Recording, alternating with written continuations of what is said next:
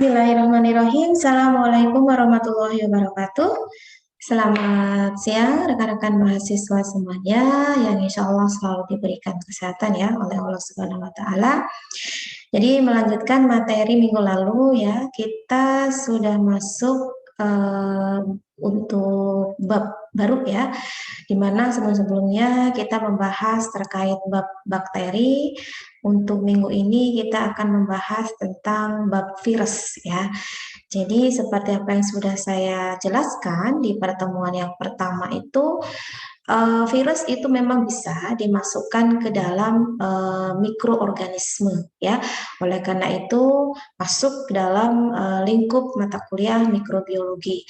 Hanya saja tentu ada hal-hal yang memang harus digarisbawahi dalam hal ini ya. Secara utuhnya virus memang sangat-sangat berbeda dengan bakteri. Nah, apa bedanya? Nah, itu nanti kita akan bahas ya di materi ini. Harapannya kalian bisa menyimak dengan baik dan memahami dengan baik ya, sehingga nanti ketika pertemuan berikutnya untuk sesi diskusi itu kalian sudah bisa ya dan sudah paham terkait itu. Oke, sebelumnya saya akan share screen terlebih dahulu.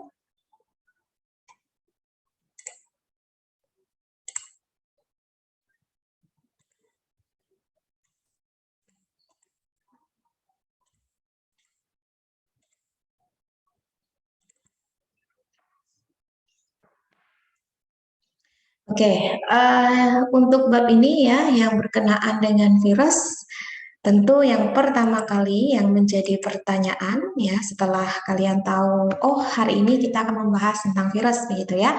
Lalu pertanyaan berikutnya adalah apa itu virus? Nah itu ya yang harus kalian pahami, harus kalian telaah lagi ya.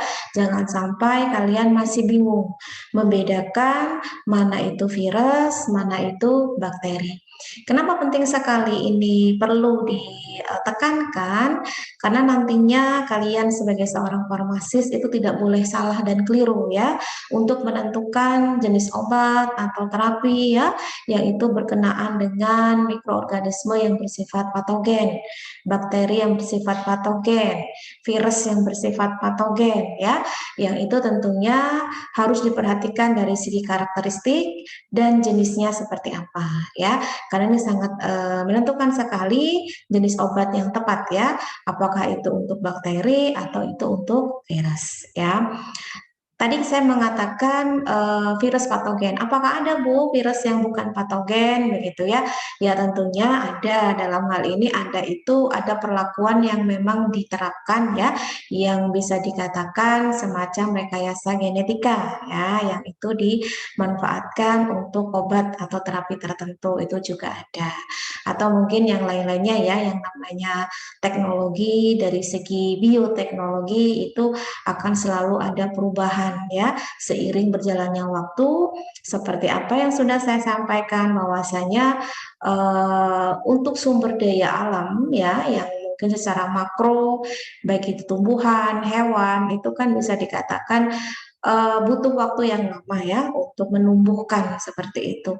Beda ketika kita menumbuhkan mikroorganisme dalam waktu yang singkat tentu akan lebih mudah tumbuh dan cepat, dan akan cepat pula untuk dihasilkan produknya atau hasilnya ya, kalau itu berkenaan dengan bakteri.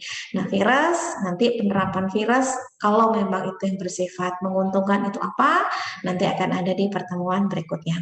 Nah sekarang kita akan belajar dulu mengenal apa itu virus begitu ya, jangan sampai nanti kalian masih belum paham ya virus itu apa begitu. Nah, sebelum kalian menyimpulkan apa itu virus, sedikit saya bercerita ya, karena kalau mau berbicara masalah sejarah itu kan lebih asiknya itu kan kayak kita bercerita gitu ya, bercerita yang sifatnya ada poin-poin yang perlu ditekankan di sana dan tidak terlalu berkepanjangan, dalam hal arti kita ambil yang sifatnya memang itu dibutuhkan untuk belajar tentang virus. Tapi kalau memang kalian ingin belajar secara mandiri, membaca secara mandiri ya, berkenaan dengan sejarah penemuan virus itu jauh lebih baik ya. Tapi paling tidak, apa yang saya sampaikan ini kalian tahu gitu. Jadi tidak atau belum sama sekali tahu gitu kan, itu hal yang sangat ya bisa dikatakan kita belum bisa lanjut ke materi berikutnya kalau kalian belum paham mengenai sejarah penemuan virus itu seperti apa. Sebetulnya virus itu bisa dikatakan makhluk yang awet ya. Kenapa dikatakan awet ya? Karena sampai detik ini itu masih ada. Bedanya karakteristik genetiknya yang tentunya sudah banyak perubahan karena adaptasi dengan lingkungan. Sama sih halnya dengan bakteri begitu. Bakteri pun begitu ya, dengan adanya reproduksi yang itu penggabungan antara gen-gen yang ada begitu ya. Tentunya akan menimbulkan atau menghasilkan sifat-sifat baru gitu. Kalau itu bukan bakteri yang bersifat patogen, tidak masalah ya. Tetapi kalau yang itu bersifat patogen tentu akan mengganggu dalam proses penyembuhan. Misalkan dalam penerapan terapi antibiotik gitu, yang sudah banyak yang mengalami resisten. Seperti apa yang sudah saya tugaskan ya di materi-materi berikut sebelumnya yang mengenai resisten antibiotik. Nah, virus pun juga begitu ya. Virus pun itu juga mengalami perubahan-perubahan sifat secara genetik ya dengan seiring berjalannya waktu. Tetapi hal tersebut tentunya ada awalnya ya, ada awalnya yang memang dari segi karakteristik secara seluruh dari genetik dari virus itu sebetulnya sama ya, hanya saja komposisinya yang berbeda karena itu bisa berubah karena faktor lingkungan. Nah, ini dimulai dari tahun 1883 ya, Adolf Meyer. Jadi Adolf Meyer ini seorang ilmuwan Jerman yang melakukan penelitian ya terhadap penyakit mosaik. Jadi virus itu sebetulnya untuk secara luasnya itu tidak hanya menginfeksi manusia ya, tetapi juga bisa menginfeksi hewan, juga bisa menginfeksi tumbuhan begitu ya. Bahkan bakteri pun juga bisa diinfeksi gitu ya. Jadi kalau kalian masih ingat penjelasan saya sebelumnya yang berkenaan dengan bakteriofag ya, jadi itu adalah virus yang menginfeksi bakteri. Nah, awal mulanya itu bakteri ditemukan justru bukan langsung pada manusia atau hewan ya. Jadi melalui tumbuhan begitu. Jadi awal mula tumbuhan yang itu diinfeksi oleh virus ya, karena dulunya itu belum langsung tahu oh ini penyebabnya adalah virus, itu tidak gitu ya. Dan semua itu kan memang sesuai dengan tingkat teknologi yang ada begitu ya. Semua itu berproses dan terus berkembang. Jadi mengenal apa itu penyakit mozaik ya. Jadi penyakit mozaik itu penyakit yang dapat menghambat pertumbuhan tanaman tembakau. Jadi kalau ini adalah tanaman tembakau, kalian bisa lihat ya sebetulnya kalau tanaman yang bagus atau tanaman yang tidak sakit atau sehat ya, itu tidak akan ada bercak-bercak atau warna kuning gitu ya, tapi hijau seger seperti ini. Tetapi kalau sudah ada tampilan seperti ini berarti mengalami penyakit mozaik gitu ya, yang dimana secara morfologi daunnya itu berwarna kuning dan ada bercak kecoklatan. Nah, ternyata ini bisa menyebar kemana-mana. Jadi tidak hanya di area daun ini saja, itu bisa menyebar di daun ini, daun bahkan kalau dibiarkan begitu saja itu seluruh tumbuhan tembakau ini daunnya akan berwarna kuning. Ini menandakan bahwa ada semacam perpindahan ya dari satu tempat ke tempat yang lain. Berarti kan penyebabnya sesuatu yang hidup ya. Kalau dia sesuatu yang mati tentu ya hanya di daerah situ saja yang kena gitu. Tetapi kalau sampai dia menyebar kemana-mana berarti kan ada perpindahan tempat ya. Tetapi itu belum tahu itu apa ya, karena sifatnya sangat mikroskopis sekali ya. Nah, akhirnya pada saat itu baru dapat disimpulkan secara umum gitu ya, belum secara spesifik. Jadi penyakit mozaik ini disebabkan oleh bakteri. Karena memang pada saat itu jenis penyakit yang itu bisa mengenai tumbuhan, hewan, bahkan manusia itu baru ditemukan untuk skala bakteri saja. Jadi skala bakteri yang sifatnya itu kalau pada saat itu kan spesifik banget ya, mikro gitu ya. Oh ini yang nggak nampak berarti mikro gitu ya. Jadi dapat disimpulkan daun yang itu mengalami penyakit mozaik itu disebabkan oleh bakteri gitu ya, dan sifatnya sangat kecil gitu dan hanya bisa dilihat oleh mikroskop pada saat itu ya. Ini kesimpulan pertama seperti ini. Apakah sampai sini saja? Tentu tidak ya. Dilanjutkan dengan beberapa eksperimen-eksperimen ya untuk lebih membuktikan apakah betul-betul penyebab penyakit mozaik ini adalah bakteri gitu ya. Jadi tidak asal begitu saja percaya, tetapi terus dilakukan penelitian-penelitian atau riset-riset gitu ya untuk menemukan. Mungkin untuk saat ini apa yang dilakukan para ahli dulu itu hal yang biasa, karena memang sederhana gitu ya. Tapi pada saat itu luar biasa karena belum ada gitu. Kalau sekarang kan segala teknologi sudah tersedia begitu ya, tidak perlu repot-repot melakukan pengujian ini itu dengan dilakukan PCR selesai gitu ya, dengan dilakukan uji untuk mengetahui genetik dari bakteri atau virus itu bisa gitu ya. Tapi pada saat itu tentu sangat sulit ya. Oke, ini adalah penelitian Mayer ya yang dilakukan pada tahun 1883. Jadi pada saat itu dilihat adanya tanaman tembakau yang sakit seperti ini ya. Jadi daunnya berwarna kuning, kecoklatan, dan bahkan layu seperti ini ya. Ini menandakan kalau tembakau tersebut itu mengalami penyakit mozaik. Nah, risetnya berupa apa? Jadi daun-daun yang sudah kuning atau layu ini digerus ya, dihaluskan begitu. Jadi kayak kita ingin mendapatkan ekstrak gitu ya.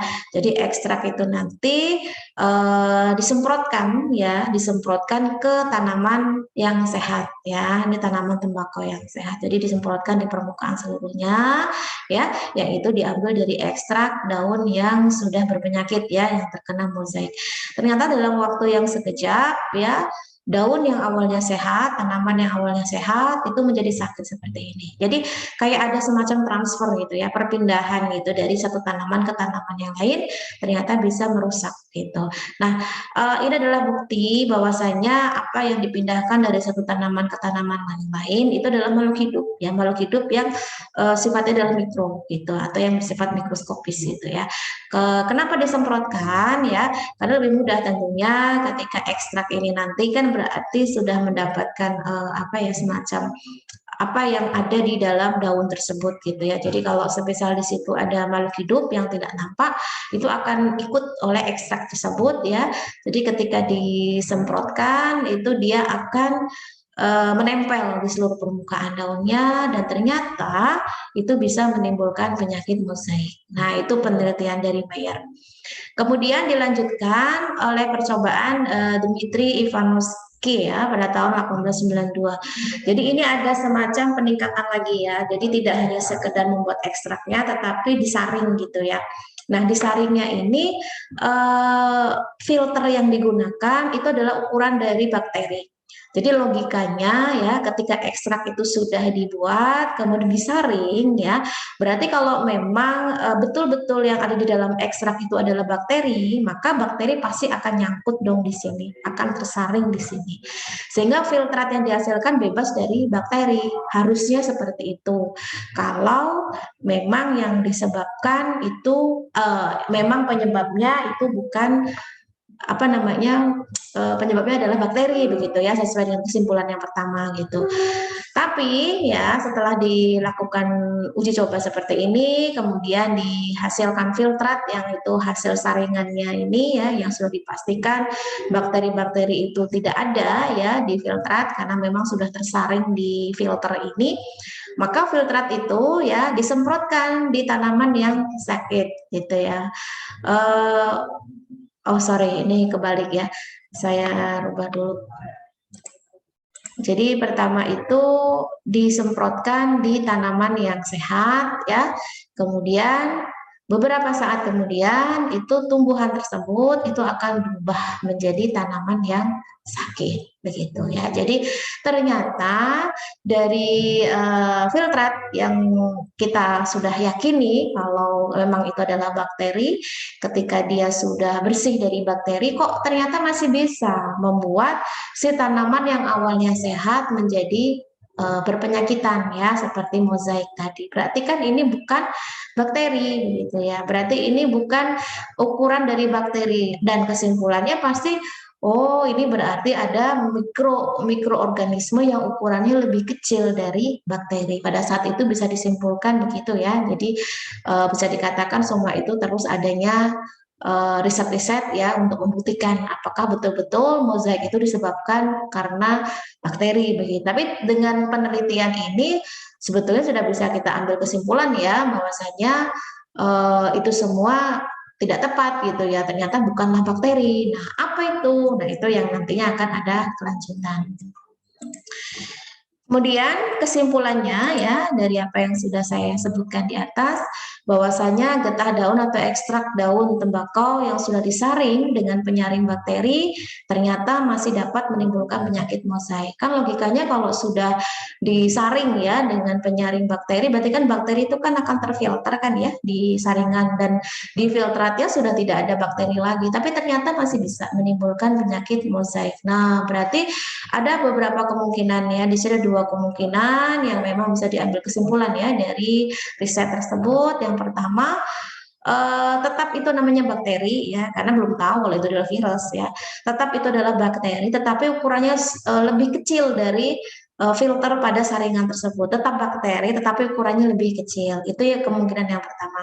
Yang kedua, bakteri ini memang betul tersaring ya di saringan atau di filter tersebut, tapi ternyata bakteri itu mengeluarkan toksin. Nah, toksin itulah yang dapat menembus saringan gitu ya, jadi bisa masuk ke dalam filtrat gitu. Jadi masih ada toksinnya meskipun bakterinya nggak ada. Nah, toksin itulah yang nantinya akan menyebabkan si daun tembakau itu bisa mengalami penyakit mozaik seperti itu. Ini baru kemungkinan ya, belum sebuah kesimpulan final gitu. Jadi yang pertama itu masih menganggap itu adalah bakteri ya, meskipun ukurannya kecil.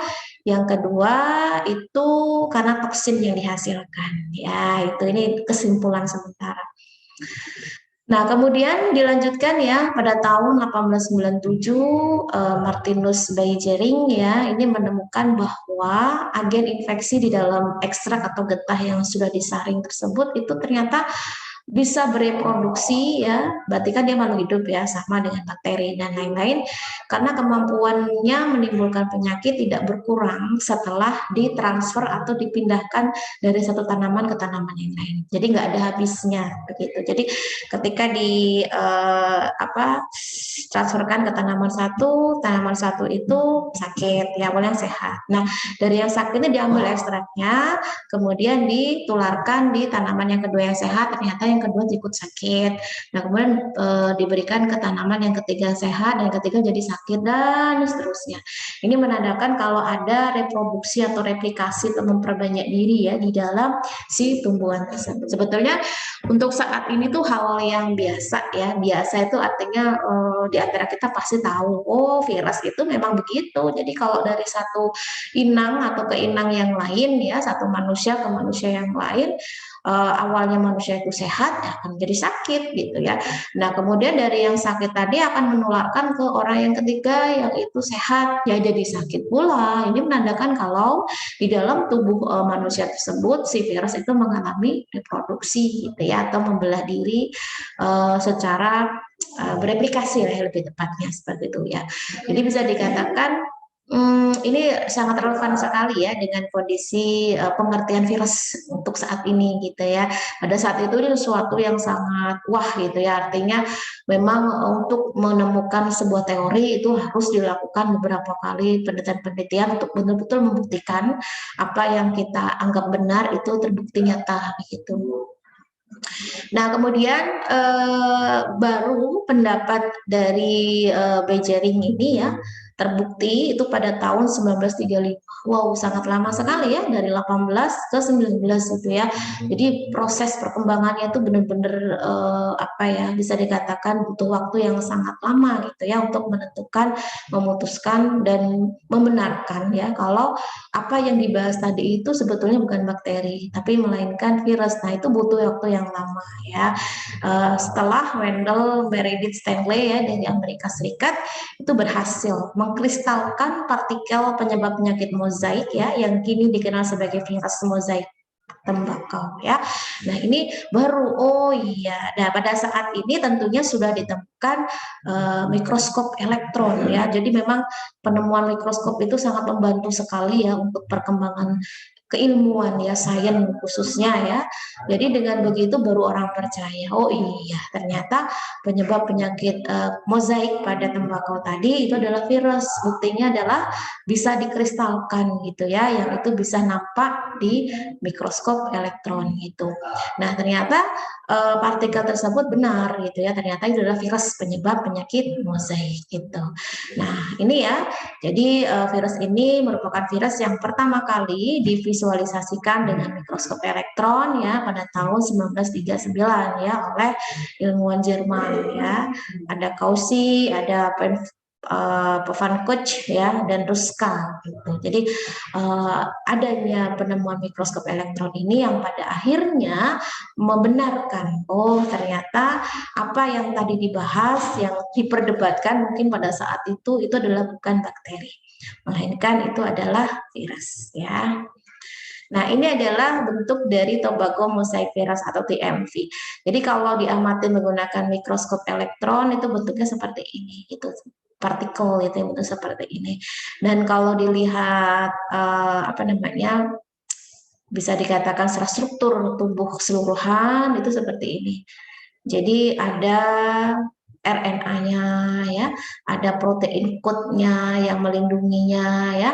Ya ini semua adalah karakteristik dari virus dari mozaik gitu ya. Jadi memang perlu diingat ya bahwasanya setiap virus itu pasti memiliki karakteristik beda-beda ya masing-masing gitu. Jadi tidak bisa kita samakan. Tapi pada prinsipnya apa yang ada di virus itu sama gitu ya. Jadi virus itu memiliki materi genetik ya yang itu berupa RNA atau DNA. Nah, itulah yang menjadi alasan kuat gitu.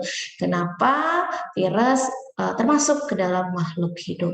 Ya, itu. Jadi kita sulit untuk tidak mengatakan kalau virus itu makhluk hidup karena nyatanya memiliki materi genetik. Itu yang pertama. Nyatanya virus itu bisa berkembang biak dan bereproduksi dalam inang. Nah, itu akhirnya yang membenarkan kalau virus itu termasuk makhluk hidup. Meskipun ada beberapa catatan-catatan tertentu yang tidak bisa disamakan dengan makhluk hidup yang lain yang mungkin sama-sama mikroskopis dan misalkan kayak bakteri itu nggak bisa. Nah, prinsip apa yang membuat mereka berbeda? Nah, nanti akan ada di pembahasan berkenaan dengan karakteristik dari virus. Nah, setelah apa yang saya paparkan tadi yang berkenaan dengan sejarah awal mula ya virus itu ditemukan yang memang tidak langsung mengatakan oh ini virus itu bukan. Jadi di apa namanya dianggap dulu itu adalah bakteri ya kan, dianggap dulu itu adalah jenis bakteri yang menghasilkan toksin. Jadi toksin itulah yang menyebabkan penyakit mozaik gitu ya. Dan akhirnya baru di tahun 1939 ya bersamaan dengan penemuan dari mikroskop elektron si virus ini berhasil dikarakterisasi dalam bentuk kristal gitu ya dan baru dibenarkan oh ternyata penyebab penyakit mozaik tadi itu adalah virus gitu.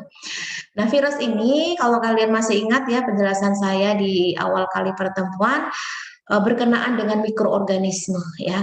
Jadi mikroorganisme adalah semua makhluk hidup yang berukuran mikro ya. Kenapa dikatakan mikro? Karena ukurannya mikron gitu ya. Oleh karena itu butuh alat yang disebut sebagai mikroskop gitu. Tetapi apakah semua makhluk hidup yang kita sebut mikro tadi ukurannya mikron? Tidak ya, karena ternyata ada makhluk hidup yang memang dia masuk ke dalam golongan mikro tetapi ukurannya di bawah mikron ya. Jadi mikron itu sendiri kan sebetulnya 1/1000 dari milimeter ya. Jadi kalau kalian punya penggaris ya, dalam 1 mili itu dibagi 1000. Nah, itulah ketemu ukuran bakteri itu. Jadi kalau matanya mampu melihat ukuran 1/1000 dari mili itu luar biasa banget ya. Karena tentunya untuk melihat ukuran sekecil itu kita tidak bisa mengandalkan mata kita ya. Jadi harus menggunakan mikroskop. Nah, virus ya, kalau kalian perhatikan di sini, bahwasannya makhluk hidup itu kan bisa dikatakan disebut sebagai makhluk hidup kalau dia bersifat seluler gitu ya, yang bersel gitu. Nah, bersel ini kan tentu ada yang sifatnya tunggal, ada yang sifatnya multi gitu ya. Kalau kayak manusia, tumbuhan, hewan, nah itu kan sifatnya multiseluler ya, karena lebih dari satu sel, makanya nampak, gitu. Makanya kita bisa melihat secara langsung. Tetapi kalau yang sifatnya seluler itu hanya terdiri dari satu sel saja, ya. Misalkan seperti bakteri, fungi, ya, protozoa. Meskipun dari karakteristik tipe selnya ini juga berbeda, ya, karena tidak semua makhluk hidup yang sifatnya seluler, uniseluler atau yang bersifat sel tunggal itu tipe selnya adalah prokariot. Ya, kalau bakteri memang iya prokariot, fungi, ya, tetapi ada satu golongan makhluk hidup yang itu adalah uniseluler, tetapi sifat atau tipe selnya tidak lagi prokariot, melainkan eukariot ya, seperti makhluk-makhluk hidup yang lain ya, kayak manusia, tumbuhan, dan hewan begitu. Nah, virus tidak masuk di sini. Virus berarti tidak masuk di sini. Kenapa? Karena virus masuknya di aseluler gitu ya. Kalau seluler berarti makhluk hidup yang terdiri dari sel. Kalau aseluler berarti makhluk hidup yang tidak punya sel gitu. Oleh karena itu virus bukanlah sel. Jadi virus itu meskipun dia memiliki materi genetik bisa melakukan reproduksi tetapi bukanlah sel ya, melainkan partikel. Selain itu juga ukurannya di bawah sel ya, di bawah mikron gitu. Jadi bisa disimpulkan virus itu adalah partikel hidup ya, yang tidak memiliki inti sel, tidak memiliki sitoplasma, membran sel. Nah, ini kan inti sel, sitoplasma, membran sel itu kan komponen dari sel semua ya. Jadi bisa dikatakan tidak punya itu berarti bukanlah sel, namun memiliki materi genetik ya. Jadi gitu. Oleh karena itu, meskipun virus itu bukan golongan dari makhluk hidup yang bersel, tetapi bisa dikatakan juga sebagai makhluk hidup karena memiliki materi genetik ya. Nah, ini sebagai perbandingan kemampuan ukuran apa ya makhluk hidup yang mampu kita lihat. Kalau ukuran manusia ya, ini kan satu lagi dalam meter ya. Variasi ada yang 1 meter, ada yang 1,5 meter, 1,75 meter, pokoknya ukurannya dalam meter deh gitu ya. Nah di sini ada apple atau apel ya, yang ukurannya bisa di bawahnya meter ya, jadi bisa senti gitu. Kemudian ada apa ini? Kayak semacam serangga ya, itu juga mata kita masih mampu ya, jadi ukurannya senti. Kemudian semut ya, ukurannya mili gitu. Jadi kalau dikatakan silakan siapa yang bisa menjawab gitu ya. Apa itu makhluk mikroorganisme? Jawabnya adalah makhluk yang berukuran kecil. Nah, itu tepat atau tidak? Itu karena apa? Karena istilah kecil itu relatif ya. Karena semut pun kecil gitu. Tetapi dalam hal ini mata kita masih mampu melihat ukuran semut gitu. Karena semut itu ukurannya masih milimeter ya, masih di bawah 10 milimeter. Nah, kalau sudah masuk ke mikro ya, mikrometer yang saya katakan tadi mikron ya. Misalkan seperti sel rambut ya, kemudian sel manusia, kemudian bakteri. Nah, ini sudah masuk ke dalam ukuran mikron gitu. Jadi mata kita sudah tidak mampu lagi untuk melihat. Oleh karena itu kita butuh bantuan mikroskop. Nah, ini kalau untuk ukuran yang mikron. Nah, virus posisinya di mana? Ternyata virus di sini nih. Ukurannya bukan lagi mikron, tetapi nanometer, ya, seperseribunya lagi. Oleh karena itu, dari segi ukuran pun berbeda ya antara virus dan bakteri itu lebih kecil lagi ya, lebih mikro lagi gitu. Jadi satuannya tidak lagi mikron, tetapi satuannya adalah nano gitu. Jadi ya ini adalah gambaran ya ukuran dari virus itu seperti apa. Nah, sekarang kita membahas mengenai karakteristik virus ya. Tadi sedikit sudah dijelaskan ya untuk karakteristik virus di awal ya, bahwasanya memang virus itu bukanlah sel ya, tetapi berupa partikel yang mengandung asam nukleat ya. Asam nukleat itu penyusun dari materi genetik ya. Ini di mata kuliah biokimia sudah disampaikan ya. Jadi tidak perlu lagi bingung itu apa itu asam nukleat, itu yang terdiri dari DNA dan RNA yang dibungkus oleh protein atau kapsid ya. Jadi protein pembungkusnya namanya adalah kapsid. Nah, untuk bentuknya sama sih seperti bakteri yang juga bervariasi ya. Makanya untuk mikroorganisme itu butuh selain apa ya, mengidentifikasi dari ada tidaknya dalam suatu sampel gitu ya, tetapi juga mengidentifikasi kalau memang ada di dalam sampel tersebut itu dari segi bentuknya gitu. Jadi dengan bentuk ini tentunya kita akan bisa mengklasifikasikan gitu ya, virus itu termasuk dari golongan apa. Nah, di sini ada yang bentuknya oval, bulat, ya, batang, ada yang huruf T, ada yang bentuk kumparan. Jadi macam-macam ya, tergantung dari jenis virusnya apa. Nah, yang paling penting pula, virus itu sifatnya adalah parasit obligat interseluler. Ya, ini yang membedakan pula dengan bakteri. Bakteri itu selama dia ada media atau tempat tumbuhnya itu ada nutrisi yang dibutuhkan dan tidak mesti harus ada di dalam tubuh makhluk hidup, itu bisa hidup gitu. Contoh seperti kita mengkulturkan bakteri di cawan Petri yang berisi nutrisi, bisa tumbuh selama kondisi lingkungannya disesuaikan. Misalkan kandungan nutrisinya cocok ya, suhu, tidak terjadi kontaminasi ya, pH segala sesuatunya sesuai, itu si bakteri tumbuh. Tapi kalau virus ini sulit gitu. Karena virus itu sifatnya parasit obligat interseluler. Maksudnya apa? Dia hanya bisa bereproduksi, memperbanyak diri itu di dalam material hidup. Nah, material hidup inilah yang dikenal sebagai inang gitu ya, atau yang memang sebagai tempat untuk si virus itu berkembang biak yang sifatnya hidup ya, entah itu hewan, entah itu tumbuhan, entah itu makhluk hidup, manusia gitu ya. Jadi yang sifatnya adalah hidup. Nah, kemudian virus itu sifatnya bukan sel ya, yang tadi saya katakan tidak punya inti sel, tidak punya membran sel ya, tidak punya sitoplasma, maka dia bukanlah sel gitu. Dan si virus ini dapat dikristalkan gitu. Nah, ini sebagai bukti di awal tadi ya, bahwasanya memang virus itu baru betul-betul diketahui kalau penyebab penyakit mozaik itu virus gitu ya, kan setelah ditemukan adanya mikroskop elektron ya, yang itu kan otomatis dipindahkan gitu ya, dari tempatnya dia tinggal atau di inangnya itu diambil gitu ya, kemudian diamati menggunakan mikroskop, berarti kan dia lepas ya dari material hidup gitu. Dan ternyata dalam kondisi itu dia mengkristal gitu. Bisa dikatakan dalam kondisi mengkristal ini berarti si virus itu tidak menemukan sel inang.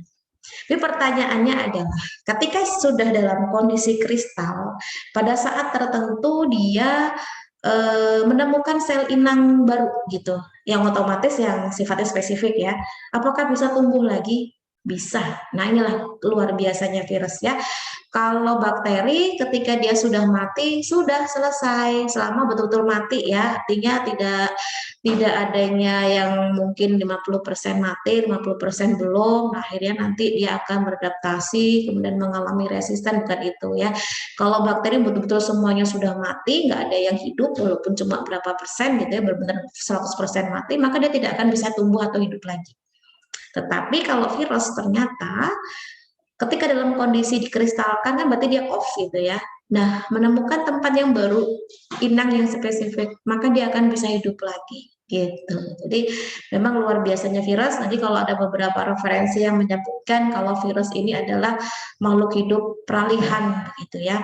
Dikatakan hidup ya enggak, dikatakan mati ya hidup gitu ya. Jadi punya dua-duanya karakteristiknya gitu. Dalam kondisi tidak menemukan inang, dia dalam kondisi dapat dikristalkan ya. Tetapi dalam kondisi dia menemukan inang berarti dia dapat bereproduksi. Nah, itu. Nah, tadi saya menyebutkan kalau virus ini sifatnya spesifik. Maksudnya gimana? Dia hanya menginfeksi atau mau bertempat tinggal di sel yang dia inginkan atau di tempat makhluk hidup yang dia inginkan.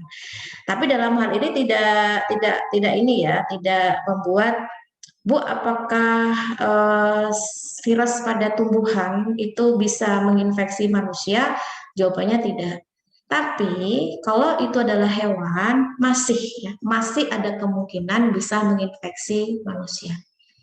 Kalau misalkan ini dipertanyakan, kenapa Bu? Pertanyaannya, kita kembalikan ke taksonomi kingdom ya. Kita ini memiliki kemiripan, kekerabatan terdekat itu dengan hewan. Kita ini sama-sama masuk ke dalam golongan kingdom animalia ya. Beda jauh dengan tanaman. Kalau tanaman itu ada kingdom plante ya. Jadi kita tidak masuk ke dalam kingdom plante. Jadi kingdom itu kayak kerajaan gitu ya. Jadi kita ini lebih dekat dengan hewan. Bahkan beberapa obat-obat yang beredar saat ini itu belum bisa diizinkan beredar ya kalau belum dilakukan uji praklinik gitu ya. Uji praklinik itu maksudnya uji ke hewan gitu. Hewan yang memiliki karakteristik hampir sama seperti manusia. Jadi kalau semisal itu diujikan ke mencit atau ke tikus memberikan respon yang nggak baik, kemungkinan besar itu ketika diujikan ke manusia itu juga akan menimbulkan respon yang sama gitu. Hanya saja mungkin membedakan adalah dosisnya. Tentu dosis kita dengan dosis hewan berbeda gitu. Jadi tidak sembarangan tuh penemuan obat yang langsung ketemu diberikan ke manusia itu nggak bisa gitu ya. Jadi harus ada uji praklinik dulu. Nah ini menunjukkan bahwa karakteristik tubuh kita yang itu dari segi susunan genetiknya ya, kemudian dari segi apa ya ketersediaan yang si virus itu suka gitu ya. Nah, ini akan membuat adanya kesempatan yang lebih bisa dikatakan lebih ini ya, lebih mungkin gitu ya. Kalau dari hewan, virus dari hewan itu bisa menginfeksi virus ke tubuh manusia gitu ya. Jadi, tapi kalau pada tumbuhan itu tidak gitu. Nah, tadi saya menyebutkan juga kalau virus ini sifatnya spesifik ya, maksudnya itu tadi. Jadi dia memang hanya mau dengan sel-sel yang dia mau saja. Kalau enggak ya enggak gitu ya, enggak sembarangan mau dia. Tapi kalau bakteri ini lebih luas gitu cakupannya gitu. Misal nih ya virus HIV gitu. Virus HIV ini ya hanya mau menginfeksi limfosit CD4 ya. CD4 itu bagian dari sistem imun. Jadi dia tidak akan mau masuk ke organ lain, itu nggak mau. Tapi dia hanya menginfeksi pada limfosit CD4, sistem imun ya. Karena kedua contohnya adalah virus hepatitis C itu. Hepatitis berarti hanya menginfeksi sel hepatosit. Sel hepatosit inilah yang akan menjadi sasaran utama untuk si virus hepatitis ini menginfeksi gitu, ya. Nah, ini adalah struktur virus yang secara umum yang dicontohkan adalah bakteriofag ya, bentuk T ya. Kenapa dikatakan bentuk T ya? Karena bentuknya kayak T seperti pada gambar ya. Bakteriofag itu bakteri ada fag gitu ya. Nah, bakteriofag ini adalah virus yang menginfeksi bakteri gitu. Yang tadi saya katakan tidak hanya manusia, hewan, tumbuhan yang diinfeksi, ternyata bakteri pun juga bisa diinfeksi. Jadi bakteri ini mampu menginfeksi virus ini mampu menginfeksi bakteri ya. Nah, bentuknya juga tidak seperti sel kan di sini ya. Jadi ada bagian yang kita sebut sebagai bagian kepala gitu ya, karena letaknya yang paling atas, di mana di area kepala ini ada yang disebut sebagai kapsid ya. Kapsid itu kayak protein pelindung bagian luar gitu ya. Yang dilindungi apa? Materi genetik di dalamnya yang berupa DNA atau RNA. Kemudian ada bagian leher ya, ada bagian ekor gitu. Nah, kalian lihat nih ya. Jadi di bagian bawah ya, di bagian bawah ini mungkin nggak terlalu kelihatan tapi sedikit lah ya. Ini ada kayak semacam jarum-jarum ya, yang di bawah selubung ekor ini adalah jarum penusuk. Jadi pada saat dia menginfeksi makhluk hidup ya, entah itu bakteri atau makhluk yang lain, maka jarum penusuk inilah yang nantinya akan menempel ya pada makhluk hidup tersebut. Apakah semua virus ini akan masuk ke dalam sel inang? Ya tentu tidak gitu. Karena yang masuk itu bukan virus utuh. Yang masuk itu hanya berupa DNA saja atau materi genetiknya saja yang dimasukkan ya, yang itu sebagai apa ya, trik khusus si virus ya untuk mengendalikan materi genetik pada makhluk hidup itu. Jadi ketika DNA atau RNA itu dimasukkan ke dalam tubuh makhluk hidup, otomatis kan akan membaur dengan DNA atau RNA-nya manusia kalau itu manusia ya, hewan kalau hewan, tumbuhan kalau tumbuhan gitu. Nah, otomatis ketika dia sudah masuk dan bergabung dengan DNA, dengan DNA-nya makhluk hidup yang lain, itu bisa dikatakan sebagai penyusup. Nah, penyusup yang akhirnya dapat mengendalikan semua apa yang terjadi di dalam tubuh makhluk hidup tersebut. Nah, inilah bahaya, lebih berbahaya daripada bakteri, ya. Nah, untuk variasi bentuk virus ya, tadi saya sudah menyinggung di awal, ada yang bentuknya bulat ya, di sini bentuk bulat seperti ini yang diamati menggunakan mikroskop elektron. Jadi berbentuk bulat itu ada yang disebut sebagai virus influenza ya, ada HIV penyebab AIDS ya, human immunodeficiency virus ya. Kemudian oval ya, bentuk oval itu misalkan di sini saya contohkan virus rabies gitu. Nah, ini contoh nih ya, virus rabies itu kan awal mulanya kan dari hewan anjing ya. Nah, ketika manusia digigit oleh anjing tersebut kan terjadi ada transfer gitu ya, melalui air liurnya itu sehingga virus tersebut bisa pindah itu ke tubuh manusia gitu. Nah, ini bukti kalau dalam kondisi tertentu atau jenis-jenis virus tertentu yang itu dari hewan ternyata bisa menginfeksi manusia. Itu bukan hal yang aneh gitu ya, karena memang kalau dilihat dari karakteristiknya kan memang begitu. Nah, yang belum pernah ketemu itu ya, kalau itu adalah virus tanaman bisa menginfeksi manusia. Nah, itu yang belum ya sampai detik ini. Dan kalau sampai ketemu itu hal yang bisa merusak tatanan kingdom ya, karena kan kita sangat berbeda jauh dengan tanaman ya. Kemudian ada yang berbentuk batang ya. Di sini berbentuk batang yang tadi ya pertama kali virus ditemukan ya, tobacco mosaic virus ya, bentuknya batang. Ada juga yang berbentuk polyhedris ya. Yang contohnya adalah adenovirus dan yang berbentuk huruf T yang tadi saya contohkan untuk bentuk atau struktur virus ya. Oke, ini variasi bentuknya. Nah, ini kalau dilihat dari mikroskop elektron itu seperti ini. Jadi yang kalau dipelajari itu kan bentuknya seperti ini, aslinya seperti ini. Mirip kan ya? Ada bagian kepala ya yang isinya kapsid dan materi genetik. Bisa virus, bisa DNA, bisa RNA ya. Kenapa begitu? Karena tergantung jenis virusnya. Karena virus tidak selalu tipe materi genetiknya itu DNA. Begitu pula untuk RNA ya, tergantung jenis virusnya apa. Nah, ini yang berbentuk apa namanya bulat ya, influenza. Jadi jenis virus influenza.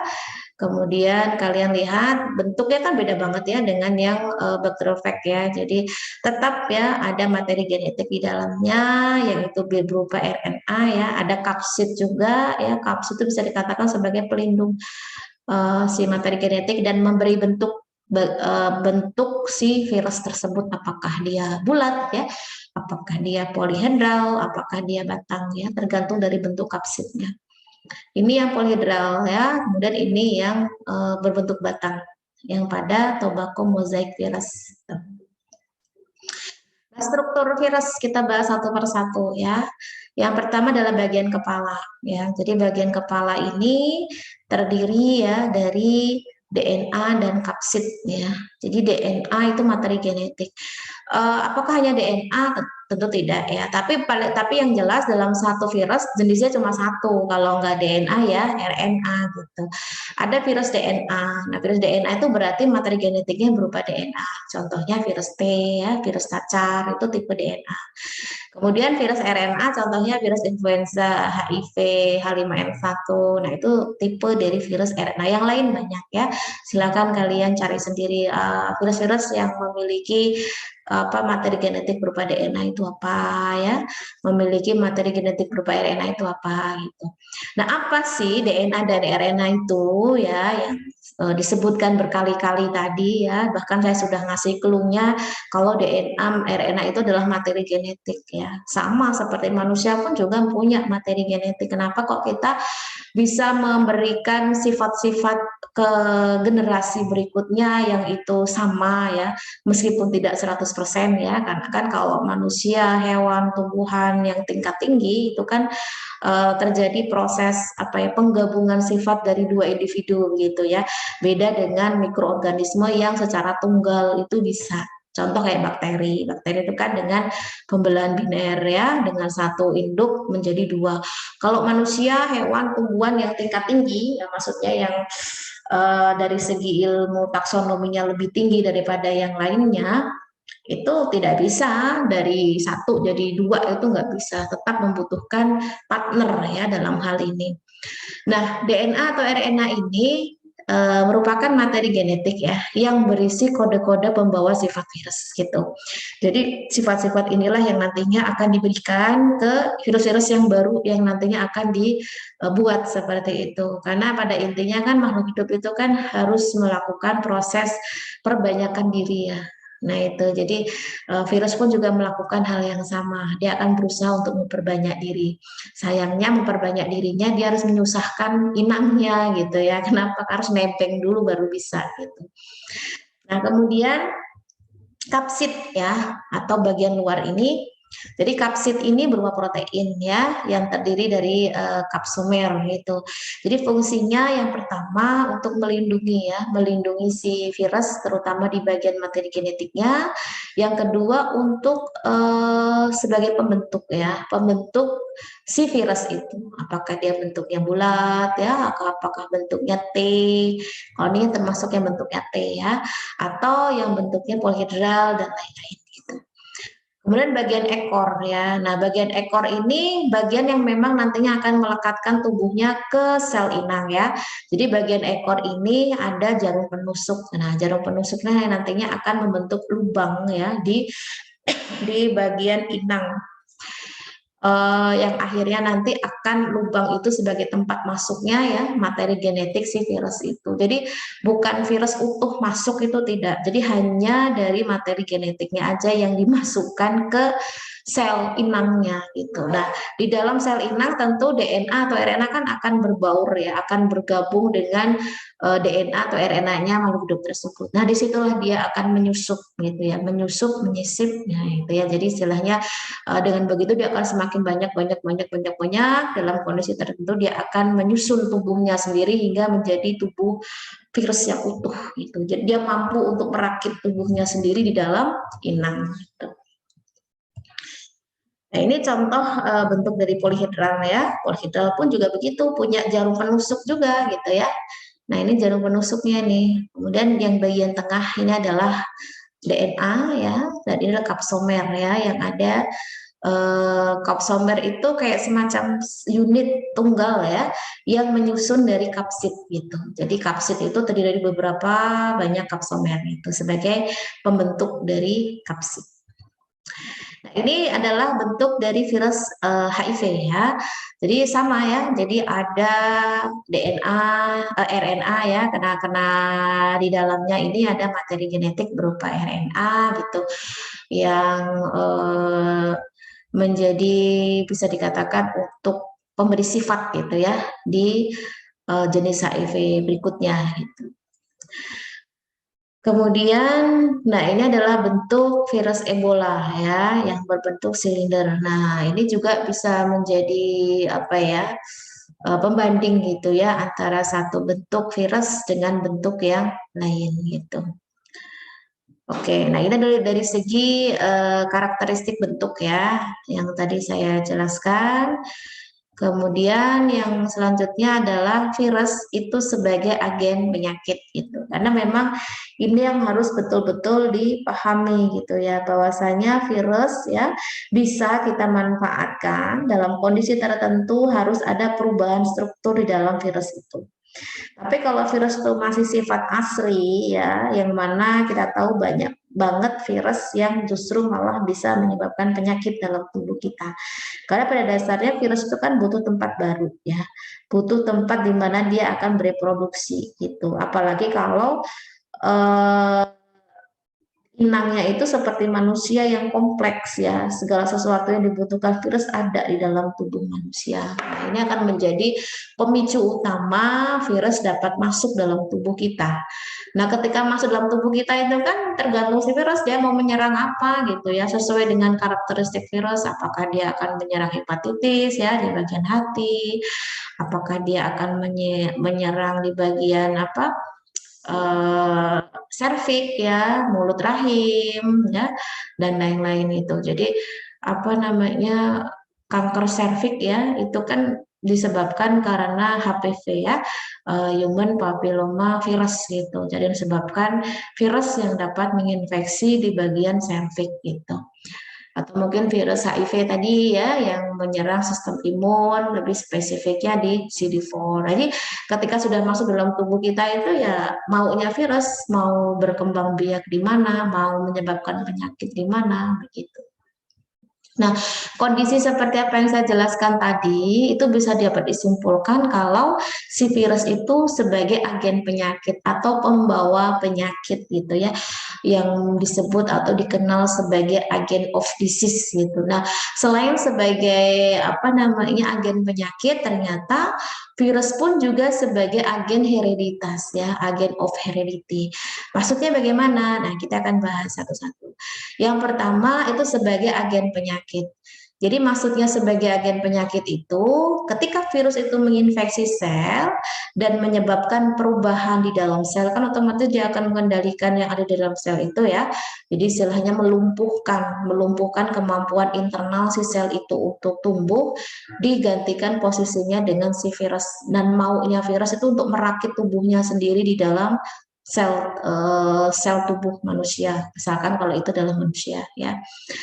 Nah, ketika dia membuat kacau ya di dalam sel, nah tentunya akan menyebabkan gangguan-gangguan fungsi sel tersebut dan akhirnya dapat menyebabkan kematian ya. Nah, ini yang menyebabkan menjadi riskan sekali ya kalau sekalinya virus masuk dalam tubuh kita dan ternyata sistem antibodi kita atau sistem imun kita tidak mampu untuk menangkal atau melawan. Nah, ini akan menjadi PR tersendiri ya dalam hal arti ketika virus itu sudah masuk dalam tubuh kita dan lolos ya dari pantauan sistem imun ya sudah semakin mudah untuk berkembang biak di dalam tubuh kita dalam jumlah yang tidak terkendali seperti itu. Kemudian yang kedua sebagai agen hereditas. Nah, ternyata virus itu ketika dia sudah masuk ke dalam suatu sel itu dapat mempengaruhi sifat ya genetik dari sel, dapat menyebabkan mutasi ya. Jadi susunan genetik itu bisa dirubah-rubah semaunya dia gitu. Nah, ini tentu akan berbahaya sekali ya kalau semisal sifat itu menghilangkan untuk misalkan ya awalnya si tubuh kita itu mampu melakukan sintesa untuk protein A misalkan ya, di mana protein A ini misalkan ya untuk berjalannya metabolisme dalam tubuh. Nah, ternyata dalam kondisi tertentu virus itu menghambat ya pembentukan dari sintesa protein A tadi. Nah, berarti kan kita tidak punya protein A tadi gitu, sehingga akan mengganggu metabolisme dalam tubuh kita. Nah, itulah maksudnya dapat menyebabkan perubahan genetik di dalam sel. Dan kalau sifatnya ini sudah bisa dikatakan menetap gitu ya. Nah, ini dapat diturunkan ke generasi berikutnya. Nah, ini yang berbahaya karena sifatnya genetik ya atau menurun. Nah, ini adalah contoh virus HIV ya. Yang ini adalah penampakan melalui mikroskop elektron. Seperti inilah virus HIV. Dan ini adalah tampilan kalau dia dalam bentuk gambar ya. Dan ini adalah orang yang terinfeksi virus HIV ya, menggerogoti semua tubuhnya hingga habis gitu ya. Dan sifatnya itu kan kalau HIV atau AIDS itu kan karena sistem imun yang diserang gitu ya, akhirnya bisa mengakumulasi penyakit-penyakit yang lain itu jadi satu kacau semua gitu ya. Yang awalnya tubuh kita mampu untuk terlindungi dari suatu penyakit tertentu karena kita punya sistem imun, tapi karena adanya virus yang menyerang antibodi kita atau sistem imun kita, ya sudah tidak ada lagi yang menangkal untuk penyakit-penyakit yang lain, sehingga menumpuk jadi satu. Kemudian, nah ini yang saat ini yang bisa dikatakan belum bisa bernapas lega, selega-leganya ya. Kenapa? Karena masih ada virus corona, tapi mungkin tidak seheboh atau sedahsyat yang kemarin-kemarin ya. Alhamdulillahnya banyak masyarakat kita yang bisa dikatakan patuh ya untuk vaksin gitu ya.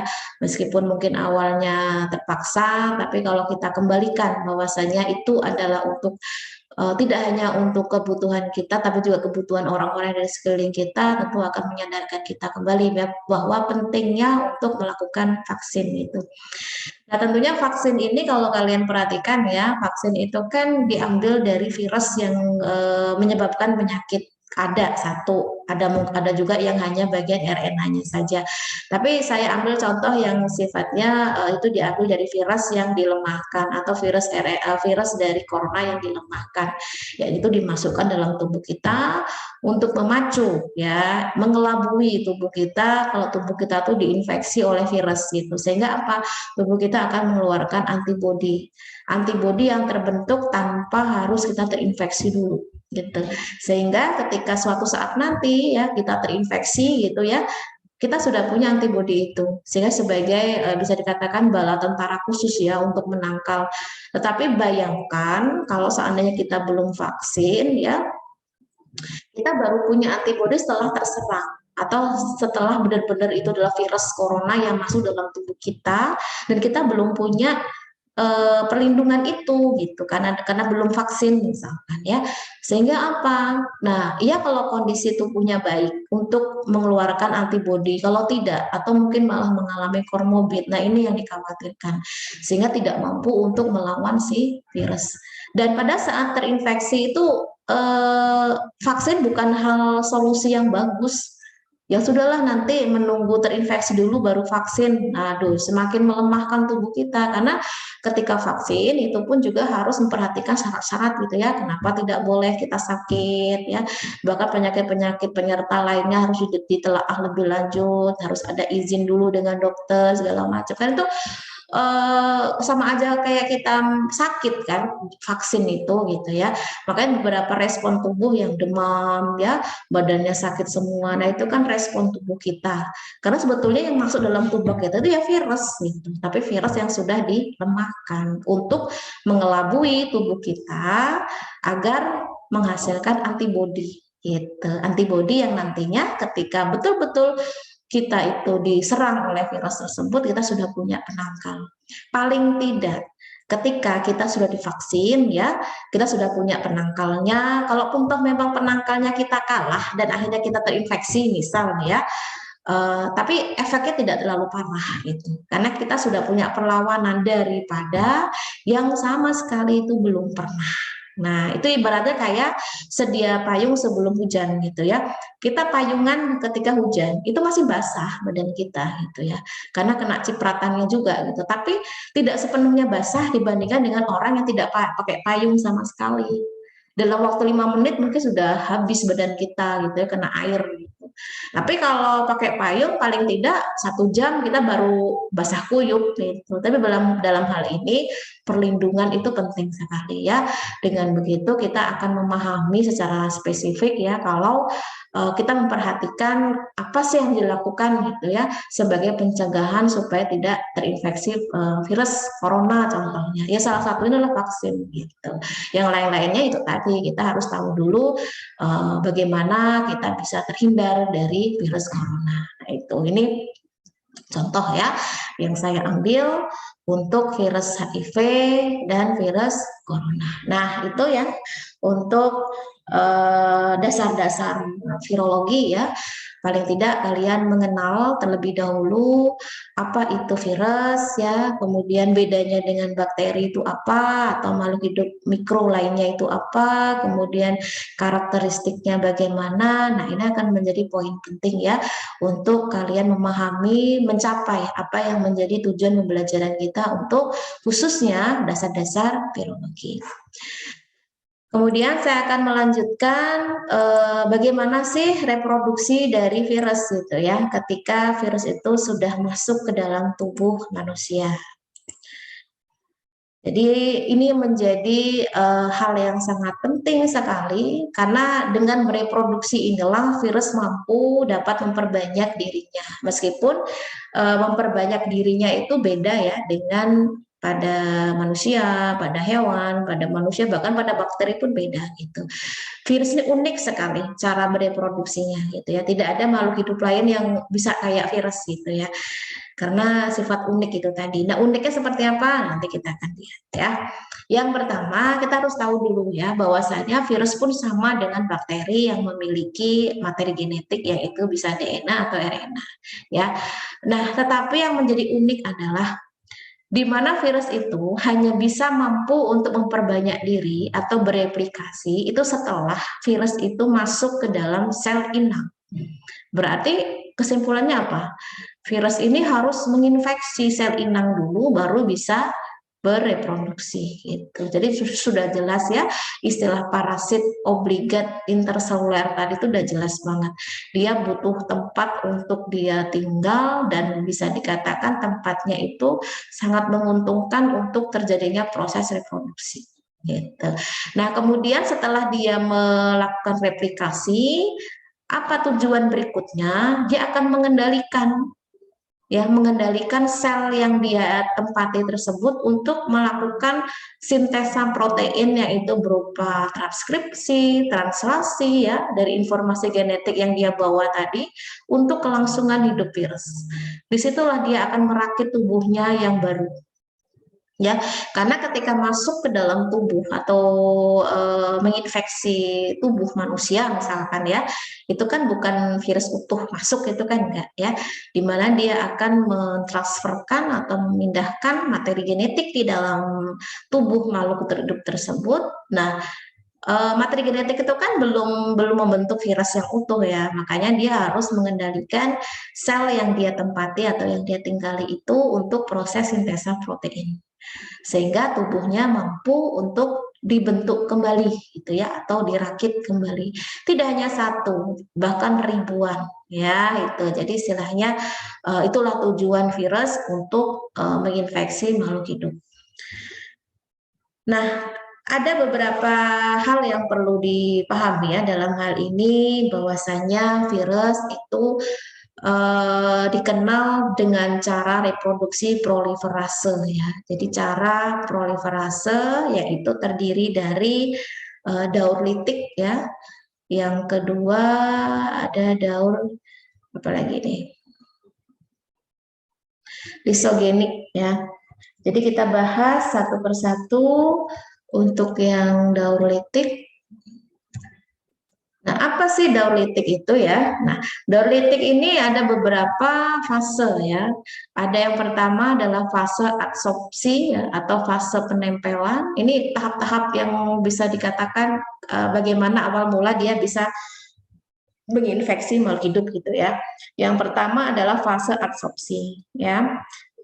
Yang kedua itu fase injeksi ya. Yang ketiga itu fase sintesis. Yang keempat itu fase assembling atau perakitan ya. Yang kelima itu fase litik atau pemecahan sel inang. Nah, kita bahas yang secara litik dulu ya. Yang pertama adalah fase penempelan. Jadi si virus itu pasti kayak kayak kita lah ya, ketika kita mau bertamu di tempat orang lain kan pasti mengetuk pintu ya kan, atau mengucap salam. Nah, itu sopan banget. Kalau virus enggak gitu ya. Kalau virus itu sebetulnya ya dia akan mencari celah kapan pintu itu bisa dimasuki, kayak maling ya. Jadi istilahnya tanpa kita tahu gitu kalau kita itu dimasuki oleh virus gitu. Jadi virus itu akan melakukan attachment ya atau penempelan. Jadi pertama kali virus itu akan menempelkan bagian ekor ya, bagian ekor di permukaan biasanya sih di sel epitel ya, sel epitel kalau itu manusia di sel epitel manusia ya. Kemudian dia akan mengeluarkan enzim tertentu ya. Enzim itu disebut sebagai lisoenzim. Jadi lisoenzim atau dikenal sebagai enzim penghancur itu akan membentuk lubang. Nah, jadi melalui jarum penusuk tadi itu ya yang sudah dijelaskan di awal. Jadi dengan terbentuknya enzim lisoenzim itu akhirnya akan terbentuk lubang ya. Dan mana lubang itu akan digunakan untuk memindahkan atau memasukkan materi genetik yang dimilikinya gitu. Apakah dia berupa DNA atau berupa RNA. Jadi misalkan ini DNA-nya si virus gitu ya, akan dimasukkan ke dalam sel inang. Ini adalah sel inang ya, di mana sel inang itu memiliki dinding sel ya. Kemudian dia akan membuat lubang di sini ya, yang itu dilakukan oleh jarum penusuk dan adanya enzim lisoenzim ini, baru deh materi genetik dimasukkan di sini, kayak diinjeksikan. Tapi dalam tahap absorpsi belum ya, ini masih penempelan aja. Nah, baru setelah sudah menemukan tempat yang pas ya, maka tahap selanjutnya adalah fase injeksi ya atau memasukkan materi genetik. Jadi setelah terbentuk lubang ya, maka sel inang itu akan dari virus ya, dia akan memasukkan sel DNA-nya atau RNA ya, tergantung dari virusnya apa, itu akan dimasukkan ke dalam tubuh sel inang ya. Nah, kemudian bagian yang lainnya seperti kapsid yaitu berada di luar sel inang dan tidak berfungsi lagi. Jadi yang dia masukkan itu adalah DNA atau RNA virus. Jadi kalau sudah terbentuk lubang seperti ini ya, maka materi genetiknya akan dilontorkan ke sini ya sehingga masuk ke dalam sel inang gitu. Kemudian selanjutnya adalah fase sintesis. Karena yang masuk ke dalam tubuh sel inang itu bukan virus utuh ya, melainkan adalah materi genetik, maka dia punya PR tersendiri. PR-nya apa? Dia harus membentuk bagian-bagian virus yang utuh. Ada kapsid, ada leher, ada bagian tubuhnya, ekor, tergantung dari jenis virusnya ya. Ada yang berbentuk bulat, ada yang berbentuk T, ada yang berbentuk polihedral ya, ada yang berbentuk batang. Nah, kalau corona ini bentuknya apa ini? Nah, itu jadi harus tahu dulu jadi virus itu bentuknya apa. Nah, akhirnya dengan dia sudah masuk ke dalam tubuh dari sel inang, dia akan berusaha untuk mengendalikan ya, mengendalikan dari sel inang itu untuk membentuk bagian-bagian dari virus ya. Jadi di dalam sel inang itu yang bisa dikatakan yang tidak berdaya itu ya, akhirnya akan disintesa protein virus ya, yang itu akan dijadikan kapsid virus gitu. Dan inilah yang nantinya menjadi awal mula terbentuknya virus yang utuh. Gitu. Dia akan mengendalikan gitu. Kemudian DNA virus itu akan mengendalikan ya metabolisme di dalam sel inang ya atau sel hospes. Itu sel hospes, sel inang itu sama ya, sehingga akan terjadi proses transkripsi ya, translasi. Ini kan tahap dari sintesa protein ya. Kalian masih ingat materi genetik pada bakteri itu sama ya, pada prinsipnya ketika sintesa protein pada virus pada tubuh manusia, misalkan itu adalah manusia, ya sama, dia pun akan melakukan transkripsi, akan melakukan translasi. Jadi semua makhluk hidup yang memiliki materi genetik itu pasti akan melakukan ini.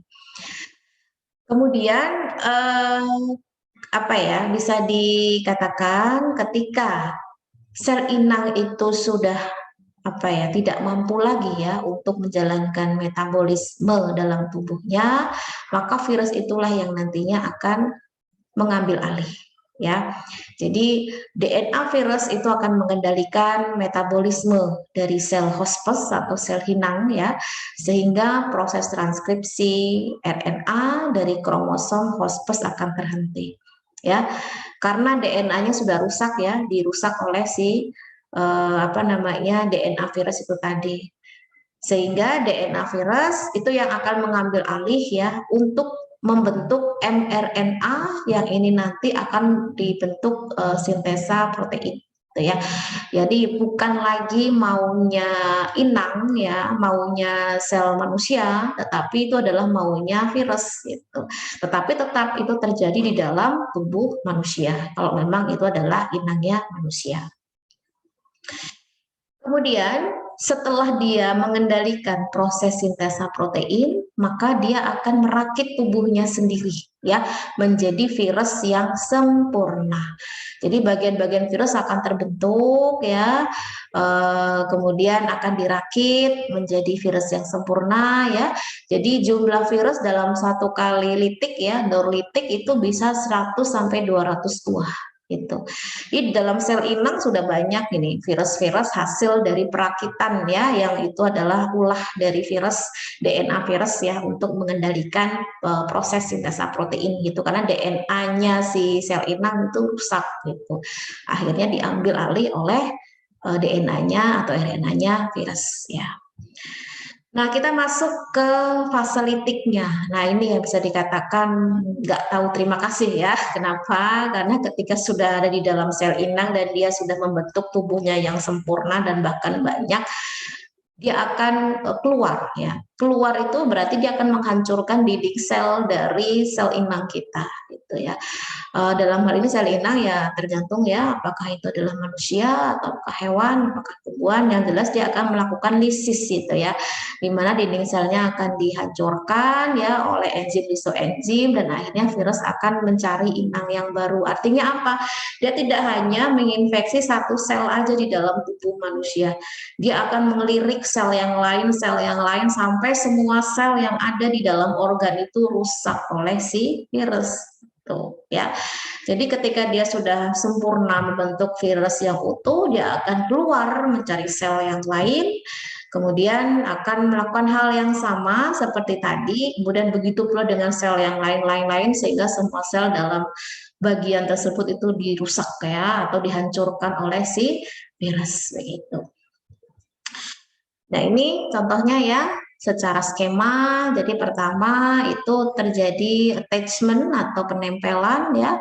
Kemudian dilakukan penetrasi atau injeksi di mana materi genetik akan disuntikkan ya di dalam tubuh inang ya. Kalau ini kan contohnya bacteriophage ya. Di mana bacteriophage ini kan virus yang menginfeksi bakteri. Jadi sel inangnya adalah bakteri. Jadi kalau mau diambil contoh lain ya juga boleh, misalkan virus corona gitu ya menginfeksi manusia, maka pertama kali dia akan kontaknya itu apa? Misalkan melalui saluran pernafasan, misalkan ya, dia akan menempel dulu, kemudian dia akan menginjeksikan materi genetiknya di dalam sel inang tersebut gitu ya. Nah, setelah diinjeksikan yang tadi saya sebutkan ada pengambil alihan tugas untuk metabolisme di dalam sel tersebut ya, melumpuhkan DNA yang memang itu menjadi tugas utama di dalam sel inang ya manusia ya dalam hal ini contohnya. Nah, itu akan terjadi sintesa ya, di mana si virus-virus tadi itu akan dibentuk secara utuh melalui proses perakitan. Setelah sempurna dibentuk ya, yang itu mungkin membentuk bagian kapsid ya, ada yang membentuk bagian ekor, ada yang membentuk bagian jarum penusuk gitu ya atau serat ekor, nah, baru membentuk virus yang utuh. Habis itu pecah ya, terjadi lisis di mana virion itu maksudnya virus-virus yang baru terbentuk ya, itu disebut virion gitu ya, dia akan keluar dari sel inangnya mencari sel inang yang lain gitu ya, yang kita kenal sebagai lisis. Ya, ini adalah daur litik untuk si virus reproduksi memperbanyak diri. Jadi betul sekali bahwasannya virus itu tidak mampu bereproduksi kalau tidak menemukan sel inang.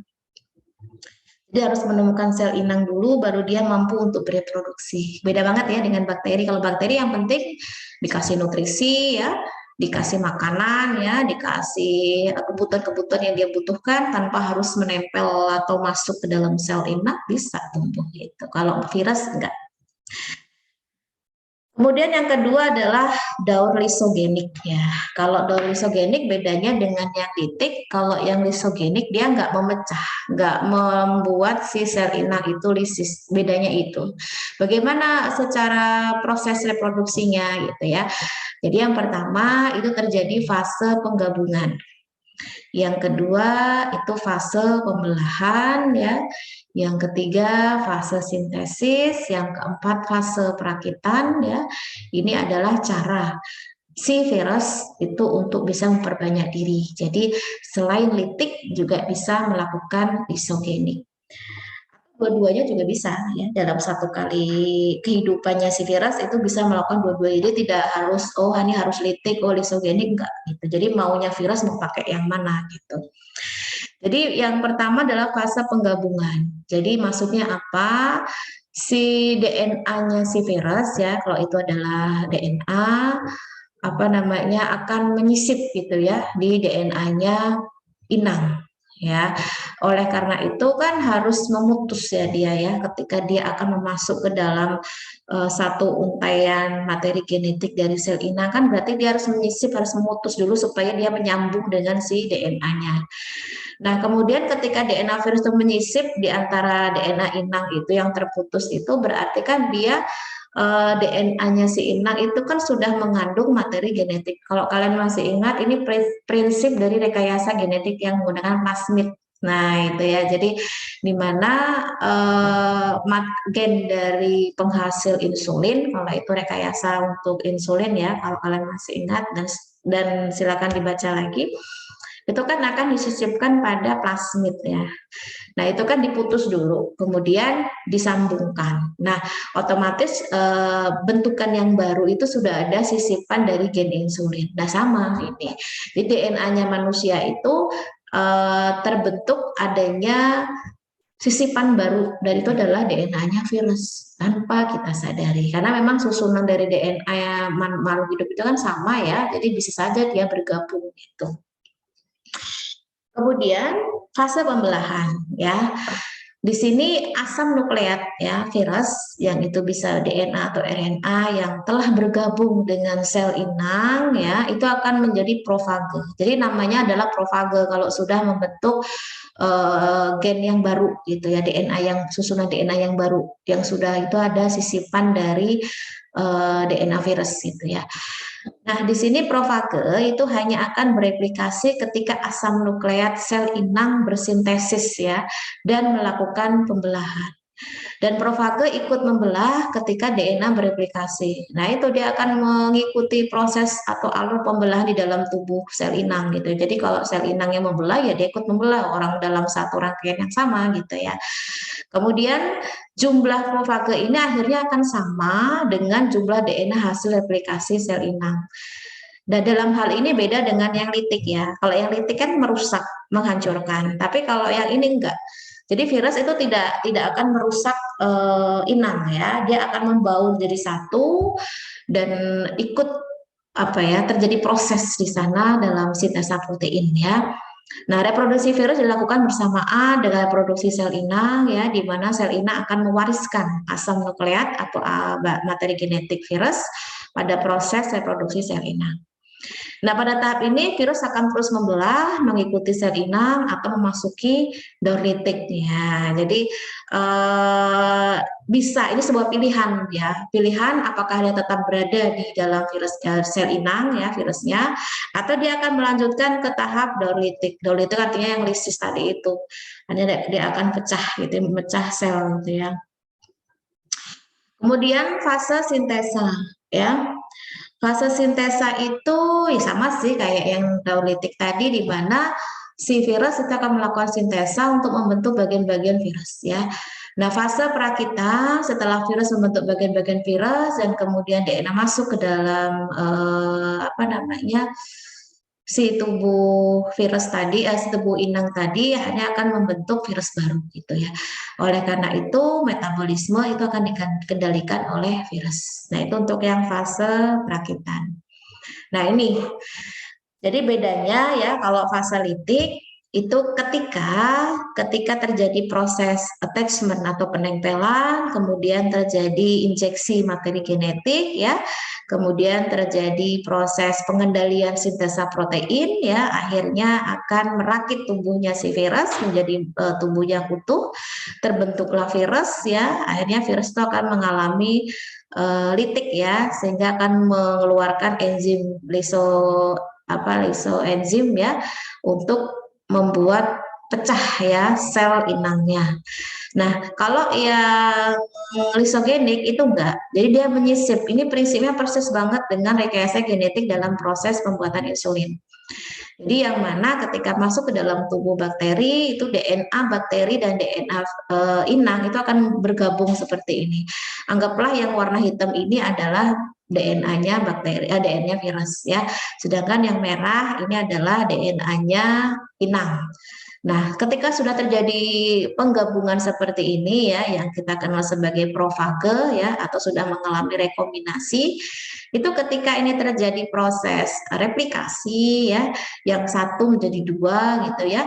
Nah, ini akan sama persis di mana yang warna hitam ini adalah DNA-nya virus, itu akan ikut mengganda ya bersamaan dengan DNA-nya inang. Begitu seterusnya.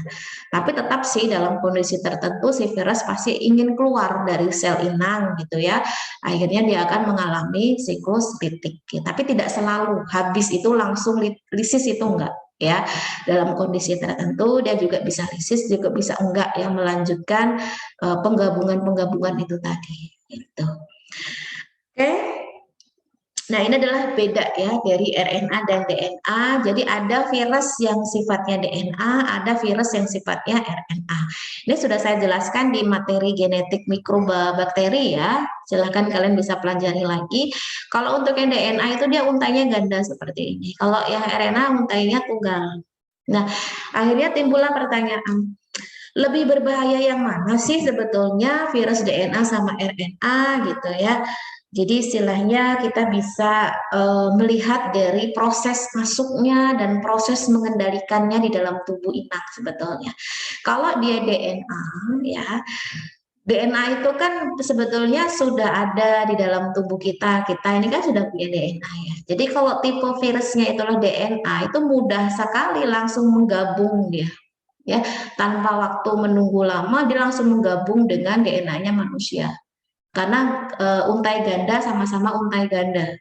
Tetapi kalau masih dalam bentuk RNA itu nggak bisa langsung gabung, yang mana RNA ini harus menjadi DNA dulu gitu ya, harus dalam bentuk rantai ganda dulu. Oleh karena itu butuh waktu yang agak lama. Setelah terbentuk DNA, baru deh bisa bergabung dengan DNA-nya manusia. Gitu. Makanya virus DNA itu biasanya lebih cepat ininya ya, menyebabkan penyakitnya gitu dibandingkan dengan RNA. Tapi bukan berarti virus RNA itu bisa disepelekan, tidak. Tetap kalau sudah dalam bentuk DNA ya sudah bisa menyebabkan penyakit yang lebih parah. Hanya waktu, maksudnya waktu itu waktu bisa langsung mengendalikan dari genetik DNA manusia itu dalam waktu yang lebih cepat ya dibandingkan dengan ya RNA, karena butuh waktu juga untuk menjadi DNA dulu ya baru bisa bergabung dengan DNA-nya manusia. Ini bedanya ya DNA dan RNA. Ini sudah tadi ya perbedaan virus yang saya sebutkan tadi. Nah, di sini perlu yang menjadi hal yang perlu digarisbawahi adalah laju mutasi RNA itu ternyata lebih tinggi ya daripada laju mutasi DNA. Jadi jenis virus RNA itu memiliki kemampuan untuk mengalami mutasi gitu ya, lebih tinggi daripada DNA. Nah, kemudian semua virus RNA itu mengalami replikasi ya di dalam sitoplasma sel, sedangkan semua virus DNA ya kecuali poxivirus itu di nukleus sel. Gitu. Ini perbedaannya. Kemudian untuk selanjutnya virus DNA itu sifatnya stabil, sedangkan virus RNA tidak stabil. Nah, ini perbedaan antara virus DNA dan virus RNA. Nah, tadi saya menyebutkan ya ketika dia menginfeksi tubuh manusia. Kalau untuk yang DNA itu bisa langsung ya, dia bergabung dengan DNA yang manusia. Tapi kalau RNA kan butuh waktu.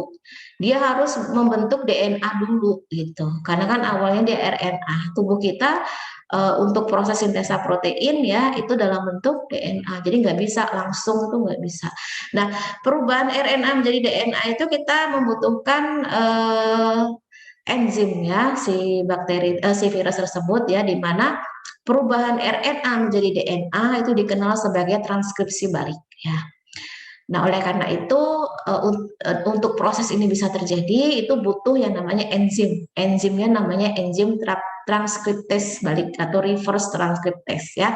Adalah enzim yang secara alami digunakan oleh jenis retrovirus yang memang tipe dari virusnya adalah RNA untuk membuat kopi DNA berdasarkan RNA-nya. Jadi kalau pada manusia itu kan DNA itu akan mengalami transkripsi menjadi RNA, kemudian RNA akan mengalami translasi menjadi protein. Nah, ini pada manusia ya, atau makhluk hidup tingkat tinggi itu terjadi seperti ini. Tapi kalau pada virus itu enggak, dia masih dalam bentuk RNA karena tipe virusnya adalah RNA ya. Dia nggak bisa langsung mengalami transkripsi, itu nggak bisa. Dia harus mengalami transkripsi balik dulu menjadi DNA. Setelah menjadi DNA, baru dia bisa bergabung dengan DNA-nya manusia untuk mengalami transkripsi, untuk mengalami translasi, hingga membentuk protein. Tapi di sini karena sudah dikendalikan oleh virus, protein yang terbentuk adalah protein yang dimau virus gitu. Protein yang memang dibutuhkan untuk perakitan si virus atau pembentukan tubuh yang baru si virus tersebut. Gitu. Ini kalau untuk yang virus RNA. Oleh karena itu, virus RNA itu butuh waktu yang lebih lama ya untuk menyisip ke DNA-nya manusia karena harus melewati yang disebut transkripsi balik gitu. Nah, ini saya contohkan adalah replikasi HIV ya. Jadi si HIV ini atau jenis virus HIV ini kan tipenya RNA. Jadi ketika masuk dalam tubuh makhluk hidup atau manusia itu nggak bisa langsung dia menyisip gitu ya. Jadi awal mulanya dia akan menempel dulu ya atau attachment, kemudian dia akan menginjeksikan materi genetiknya yang berupa RNA. Nah, dari RNA ini dia akan mengalami reverse transcriptase dengan enzim reverse transcriptase ya, membentuk apa? Membentuk DNA gitu. Nah, baru setelah dalam bentuk DNA, dia akan menyisip di DNA-nya manusia, baru bisa dia. Yang berwarna merah ini adalah DNA-nya virus, yang berwarna putih DNA-nya manusia. Jadi ketika ini mengalami proses replikasi, maka juga akan ikut replikasi juga yang virus DNA ini, DNA-nya virus ini. Gitu ya, sehingga terjadilah proses sintesa protein, tapi protein yang dimau ya dimaunya virus gitu untuk menyusun tubuh virus yang baru, sehingga setelah itu terbentuklah virus-virus yang baru melalui perakitan-perakitan sehingga akhirnya dikeluarkan virus-virus itu ya, yang akhirnya akan jumlahnya lebih banyak. Nah, itu terjadi di apa namanya sel imun manusia ya kalau pada virus HIV gitu. Oke, ini ada tugas individu ya. Jadi apa namanya untuk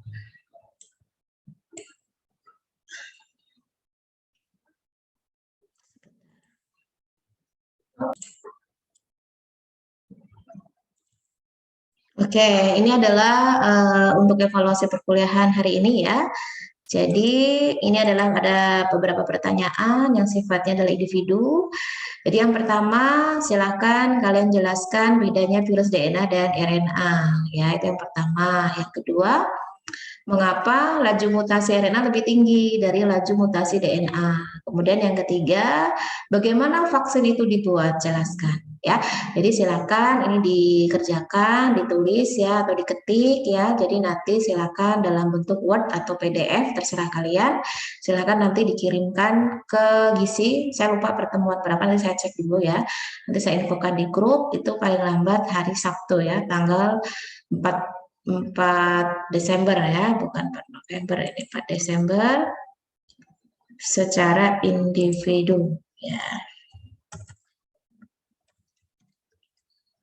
Silakan kalian browsing ya, saatnya kalian bisa membaca referensi-referensi lain yang berkenaan dengan pertanyaan-pertanyaan yang saya berikan ya. Oke, itu yang dapat saya sampaikan dalam pertemuan kita hari ini. Semoga dapat dipahami dengan baik dan semoga bisa aktif ya nantinya dalam sesi diskusi. Oke, itu dari saya. Terima kasih. Selamat siang. Assalamualaikum warahmatullahi wabarakatuh.